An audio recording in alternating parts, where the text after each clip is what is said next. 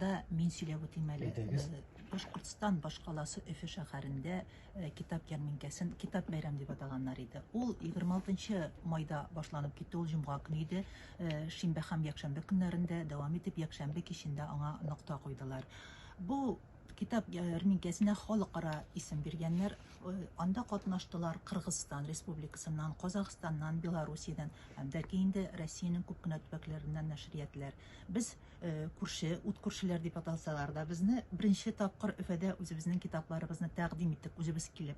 Шәхсән безнең нәшрият инде күптәннән Уфа татарлары белән, Башкортстан татарлары белән хезмәттәшлекне дәвам итә. Чөнки китапханәләр системасында эшләүчеләр безнең китапларны укыйлар, сатып алалар, китапханәләрдә алар һәрвакыт куелганнар. Шулай ук Өфәдә урнашкан Планета книги, Эдвис, Мир книги дигән һәм Башкортстан китап нәшриятының китап ферма кибетләрендә дә безнең ассортименттагы китаплар барсы да куелганнар. Шуңа күрә Башкортстанда яшәүче татарларга безнең килүебез, безне күрү һәм безне аралашу өчен бер шундый гамәл булып торды. Алар безне күрергә килделәр, безнең белән күрешеп, очрашып сөйләшкәч инде билгеле китапларны күп итеп сатып алдылар. Һәм инде сезнең продукциягызда нәшер ителгән китапларында күп өлеш әлбәттә Татарстан булса, икенчесе Башкортстандыр дип инде анда безнең иң күп милләттәшләребез яшәүче республика, безнең күршебез бит инде алар.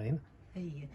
Тагын без инде, мәсәлән, мин үзем маркетинг бүлегендә эшләүче буларак, цифрлар, саннар белән сөйләшергә яратам. Һәрвакыттагыча әйтеп үтим әле. Без менә китап нәшриятында чыккан 250дән артык исемдәге китап алып килдек Уфа шәһәренә. Алар бик күп күләмдә иде. Хәтта безгә иштыручыларга шундый мөрәҗәгатьне алдан җибәрергә туры килде. Безгә гадәттә киштәләр генә җитми, киштәләрне күбрәк белә алырсыз микән дип. Рәхмәт аларга. Алар безгә бик күп зур урын тәкъдим иттеләр. Бу милли нәшриятләр чатыры дип аталган чатыр иде. Анда чуашлар, мордвалар, чеченнар килгәннәр иде.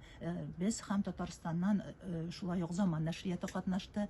Татмедиядагы Салават күпере һәм дә Казан утлары редакцияләренә чыккан китапларда тәкъдим ителгән иде. Шулай ук хатлар йорты дип аталган тәбрикләмәләрне дә минем күрүемчә бик яратып кабул итте Уфа сатып алучысы һәм китап яратучылары.